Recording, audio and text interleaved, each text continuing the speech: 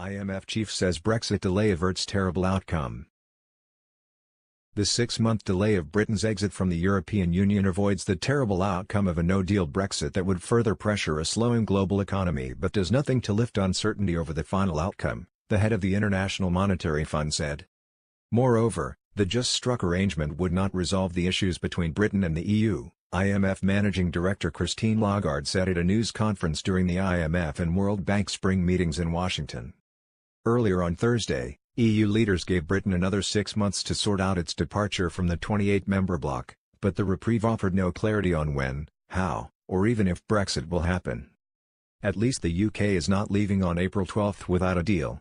It gives time for continued discussions between the various parties involved in the UK. It probably gives time for economic agents to better prepare for all options, particularly industrialists and workers, in order to try to secure their future, Lagarde said. A no-deal Brexit would have been a terrible outcome. While knock-on effects of the Brexit saga are rippling around the world to one extent or another, the 3 years since the June 2016 referendum to leave the EU have weighed most heavily on Britain. The uncertainty facing British businesses has gone through the roof due to Brexit, hurting investment and posing long-term challenges for economic productivity, Bank of England Governor Mark Carney said at an event on the sidelines of the IMF and World Bank meetings. Despite an incredibly tight labour market, businesses have held off on investment since the referendum, he said. Carney said that while the risk of a no-deal Brexit had been lowered, it remained to be seen how well the extra time is used. It provides a window of time for a political process, particularly in the UK, to forge a consensus within the House of Commons around the form of agreement. We will see how that time is used, Carney said.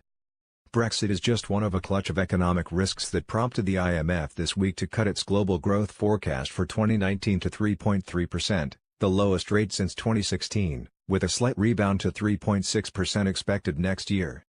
The IMF's number 2 official, David Lipton, said the institution was not projecting a global recession but the growth slowdown leaves the world in a delicate spot. We do have to worry about the possibility of recession, he said during a discussion at the IMF.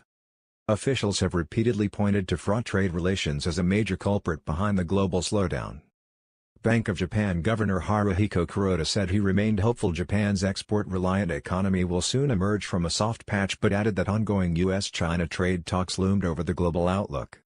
Protectionism benefits neither the United States nor China, Kuroda told reporters upon arriving for a meeting of Group of 20 finance leaders. Trade tensions are the top concern among emerging market finance officials as well. In a communiqué from a meeting of the so-called Group of 24 developing market nations released on Thursday, officials said, international trade has delivered enormous benefits globally and has been an important engine of growth among G24 countries. The group said it stood ready to cooperate in the effort to build a modern, open, rules-based, non-discriminatory and equitable multilateral trading system.